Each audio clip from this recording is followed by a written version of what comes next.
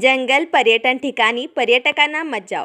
सरत्या वर्षाला निरोप व नूतन वर्षाच्या सुरुवातीस 28 डिसेंबर ते 1 जानेवारी या कालावधीत पाटणे वनपरिक्षेत्रांतर्गत येणाऱ्या पर्यटन व जंगल परिसरात पर्यटकांना पार्टी करण्यास वन विभागाने मज्जाव केला आहे. असा अनुचित प्रकार निदर्शनास आल्यास त्यांच्यावर भारतीय वन्यजीव कायद्याअंतर्गत कारवाई करण्यात येईल, अशी माहिती पाटणे वन विभाग वनक्षेत्रपाल प्रशांत आवळे यांनी दिली आहे.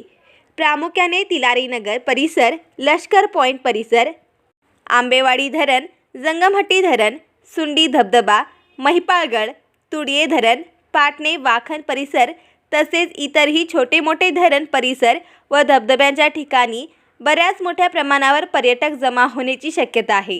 त्यावेळी वनक्षेत्रात विनापरवाना प्रवेश करून चूल मांडून जेवण करणे, मद्यपान करणे, वणवा लावणे, शिकार करणे, गोंधळ घालणे व कोणताही अनुचित प्रकार करणाऱ्या पर्यटकावर कारवाई करण्यात येणार आहे.